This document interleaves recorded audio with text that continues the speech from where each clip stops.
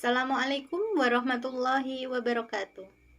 Alhamdulillah, salatu wassalamu ala rasulillah, la hawla wa la quwata illa billah.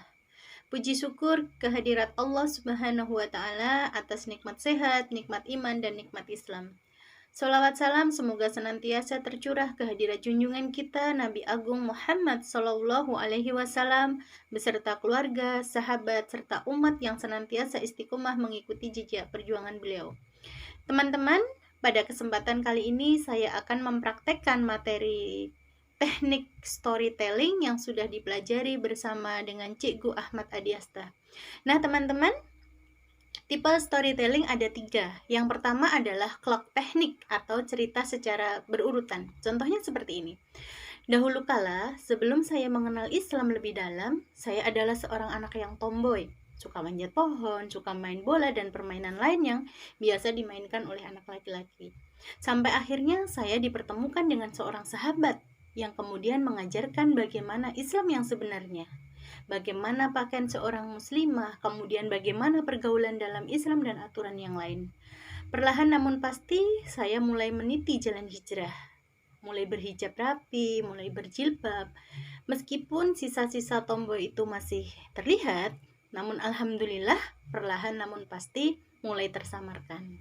Jadi sejak saat itu mulai belajar lebih feminim, mulai belajar bagaimana menjadi seorang muslimah yang sesungguhnya. Nah, teknik yang kedua disebut dengan deep impact atau menceritakan dampak. Begini contohnya. Uli Nuha kecil adalah seorang anak yang tomboy. Hidup dengan pengawalan yang ketat membuat dia ingin memberontak, ingin terlihat kuat, ya, sehingga dia bisa bergerak bebas sebagaimana kawan-kawan sebayanya. Sampai akhirnya Uli Nuha menemukan kebebasan yang sesungguhnya. Dia bebas memakai pakaian sesuai yang dituntunkan oleh syariah. Dia bebas menuntut ilmu tanpa bayang-bayang dari yang terkasih. Bagaimana dia bisa mendapatkan kebebasannya? Beberapa tahun silam, sebelum melepas seragam putih abu-abu, Uli Nuha mengalami sebuah insiden. Jadi motornya terjun bebas ke jurang yang membuat dia hilang kesadaran.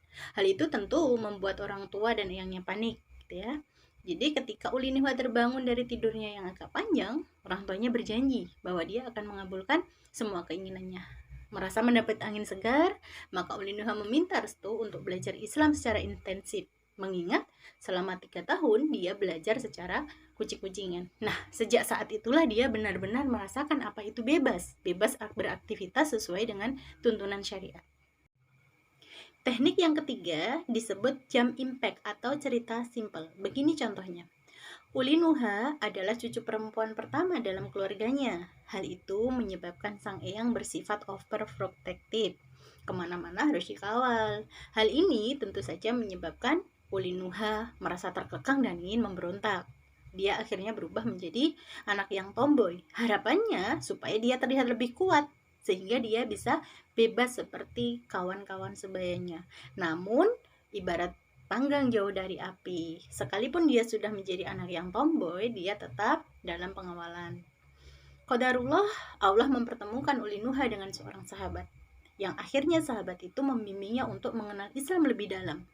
Dari sinilah dia akhirnya bisa menemukan kebebasan yang sesungguhnya, bebas beraktivitas sesuai dengan syariatnya. Yang selanjutnya adalah repetisi atau pengulangan. Begini contohnya. Dengan tulisan kita bisa memperpanjang usia kita.